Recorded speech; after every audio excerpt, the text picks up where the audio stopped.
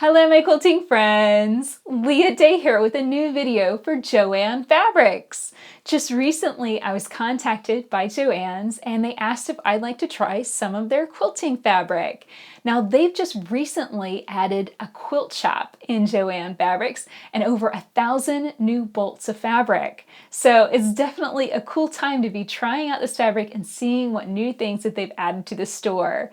So I got a box. Let's check out what they sent and what we're gonna make together. So let's check out and see what JOANN Fabrics has sent me. So first one is this beautiful print. It's got a lot of different colors, kind of some pink and red and green and gray. And it's like a swirl, almost like a feather design. That's really pretty. And then we've got this dark blue. It's almost like water droplets.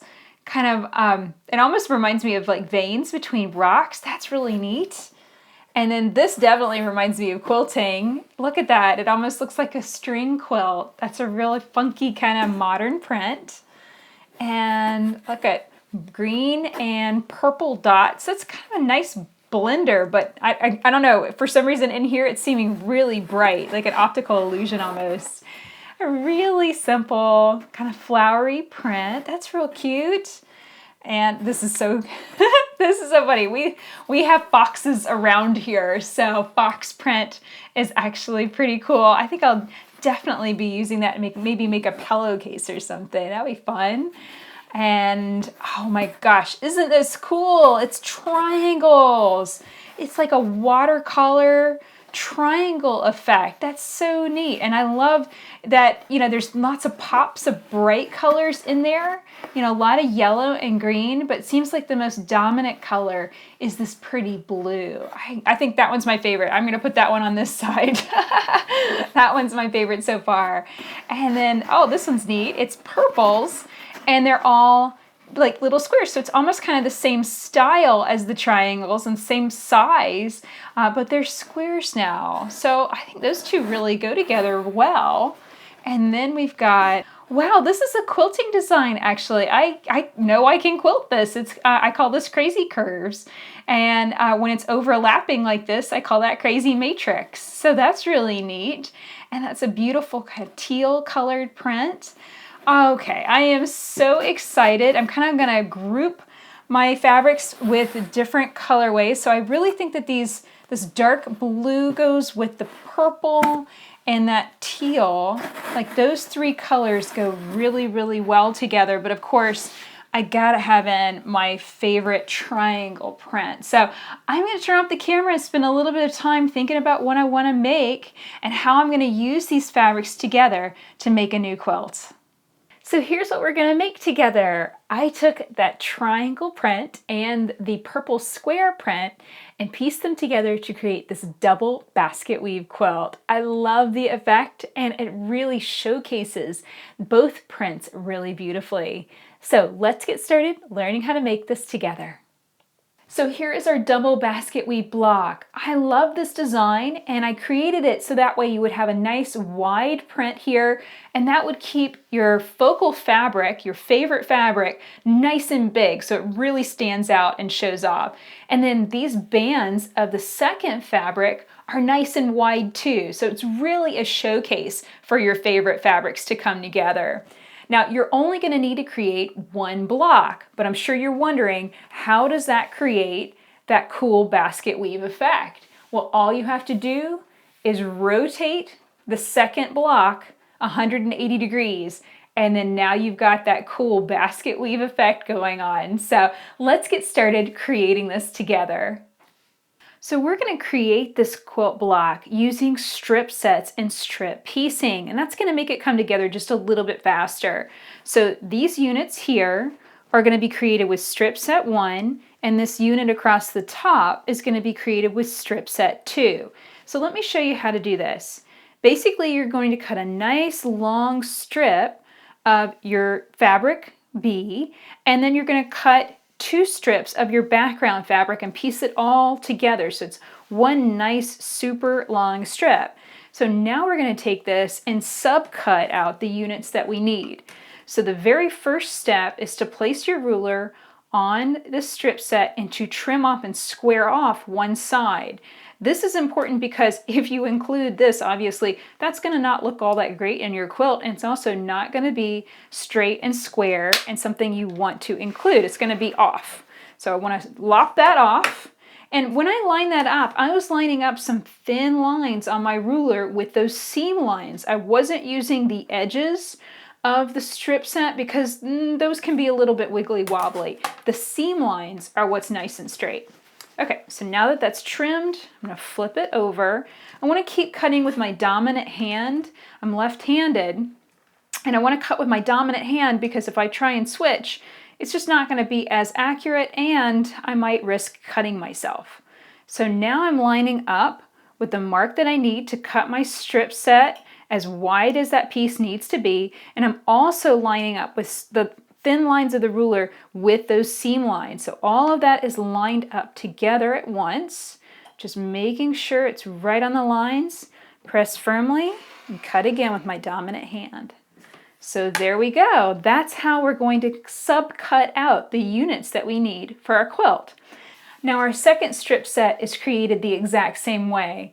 So I had a long strip of that triangle fabric plus 2 strips of our background fabric, and I have subcut that into the narrower pieces that I need for the top of the block.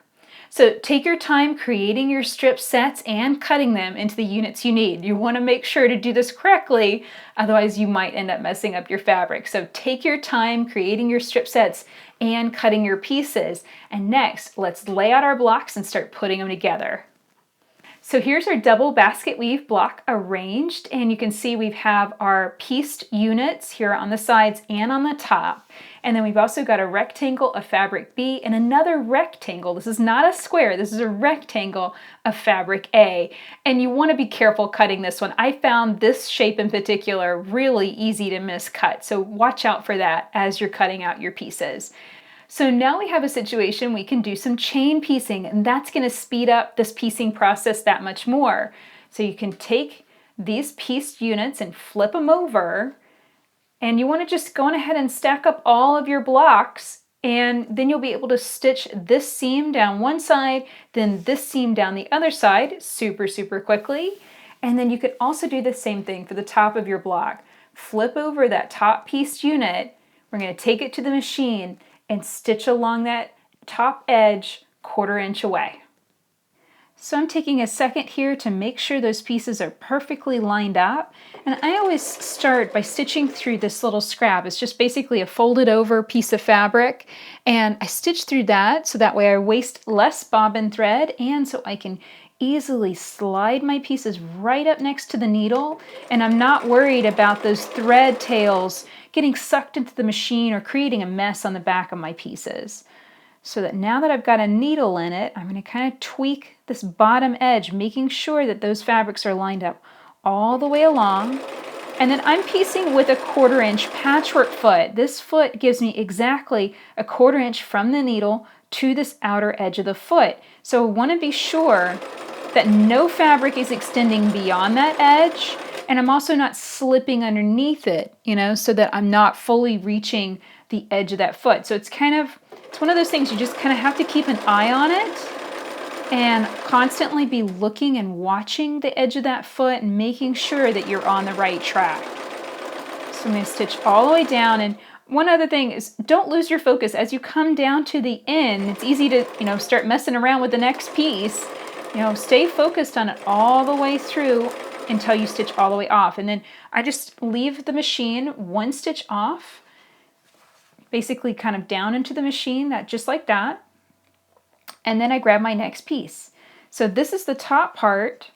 So I'm piecing strip unit 2 to that fabric B rectangle. I'm doing the exact same thing again, lining up those pieces, making sure that they're in proper alignment all the way to the edges. Take this piece, and I'm lifting my foot here with my knee lifter. That's why it's lifting slightly. That's a knee lifter that I'm using to lift the foot slightly so I can slip them right next to the needle. When you hit a needle and maybe put your pieces down right here, sometimes they can cause it to slide one fabric down further than the other. when you take the pieces right up next to your needle, it has no choice, it has no escape. They will be stitched together accurately. So you want to adopt that technique. It's just a little habit to get into, making sure you're starting on the right foot. So now I'm lining up all the way down, just making sure those edges are in nice alignment as I stitch on down. And this is chain piecing. You can do this with all of these units within the block, and that's what's really nice about it. It's going to speed everything up because you're going to end up with just this nice long chain of all of those, all of the base of your block and all of the top of your block put together, and then all you have to do is put those 2 units together and your blocks will be complete. So really simple, really easy piecing for this double basket weave. Once you piece all of your units together, go on ahead and give them a good finger press to open up those seam allowances and then press with a hot, dry iron. I like pressing my seam allowances open because I free motion quilt all of my quilts on my home machine. And I find that when the seams are pressed to one side, and I hit all of those seam allowances at once, oftentimes I'll break a needle, and then also my block usually doesn't piece out as accurately as it would if I press the seam allowances open. Now, I know I hear almost every week from somebody that has heard that that is dangerous, that's bad for your quilts, the batting could leak out, all of those kinds of things. I think this is perfectly fine, but I piece with a very tight stitch length. So I lowered my stitch length before I started piecing to 1.5 millimeters, and that produces a really tight, secure stitch. Trust me, it's hard to rip this stitching out. So I don't think that this is in any way dangerous to the quilt or a problem. I've been quilting this way for years, and it's my preference. And it is one of those things. Some quilters press seams open, some quilters press seams to one side. There's no right or wrong way of doing it, just the way that you prefer. So that's all of our units pieced. Now let's check out the finished block. So basically what you're going to do is take the 2 units. We've got to cut the bottom of the block and the top of the block just like this. You're going to flip over the top of the block, take it to your machine, and stitch along that seam just exactly the same way we've done before. And you can chain piece all of your blocks together. And here's what it'll look like when you've got it together. So go on ahead and do that. Go on ahead and knock out all of your blocks. We're going to make a total of 15. And then it's time to start connecting them together into rows. Now remember, in order to create the double basket weave effect, you've got to take your alternate block, basically the second block in the row, and you need to rotate it 180 degrees to create this effect. So now the real trick is to match all of these seam allowances all the way down so that way you form a nice straight line through this purple fabric. So let's do that next. So I've started pinning these blocks together, and basically what I do is pinch the seam, pull back on the fabric, and I make sure that that's lined up all the way through. Then I make sure that the edges of the fabric are also lined up just exactly right. Then grab a pin, and I place that pin just ahead of that seam, just a little bit before it, and I'm going to stitch right up to that pin before I take it out. Let's take this to the machine, and I'll share some tips with you on piecing. So I'm going to stitch right up that scrap and in with my needle in the down position, and again I'm just making sure those fabrics are lined up all the way to the edge, and I'll start piecing. And basically one thing I do is double check the back of the seam. I'm making sure that that's not flipping over. I'm making sure those seam allowances are staying nice and open. And then I'm just going to carefully stitch right up to the pin. There we go. Now I'll slide it out. And then I keep on quilting, or stitching. So now I'm going to make sure that those fabrics are lined up all the way to the edge. Stitch on down to the next pin. So you might have situations where you kind of feel a little extra fabric, maybe a little extra bagginess between the pins. And you basically just need to kind of ease it out. So let's say there was a little extra baggy fabric here, then I would be pulling down slightly on this pin with my finger and just smoothing out the fabrics with my other hand. And that can help to ease the fabrics together if for some reason they're not coming out just exactly right and those seams are not wanting to match. It does help to stitch right up to the pin. You don't want to stitch over it. It can hit your needle. It can make a really loud, awful sound. Every once in a while I will hit a needle just trying to get really close to it. So it's not the end of the world, but it's something you don't really want to do. So here I'm going to stitch right up to that pin, slip it out, and then now I still need to maintain the same level of focus as I line up these corners and make sure that they're going to go together just the exact same way. That looks great. Just like before, I'm going to finger press that seam allowance open and press it with my iron. And I just like those nice flat seams on the back. That really makes machine quilting so much easier. Now I'll flip it over and check out that join. Beautiful. So this is what creates that continuous line through the purple fabric. You can see how that looks. I think that looks great. So you're going to connect your blocks in sets of 3. So 3 blocks connected together, and then piece those rows together to form your quilt top. So here's what I've connected together so far. And as you're piecing your rows together, this is where you want to be careful connecting these pieces. The cool thing is where the blocks actually join is all background fabric, so you don't even really need to worry about that seam.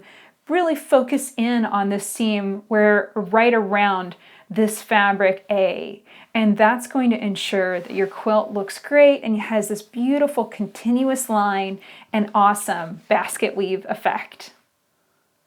So that's it for this video. I hope you enjoyed learning how to make this double basket weave quilt with me. You can find the free quilt pattern in a link below this video. Now a super thank you to JOANN Fabrics for providing the beautiful prints that I used in this quilt. You can find over 1,000 new bolts of fabric in JOANN Fabrics stores, so definitely go check it out. All of those fabrics are specifically for quilting. They've organized them by type, so they're much easier to find and pick out the fabrics that you love. So definitely go check that out at a JOANN Fabrics store near you.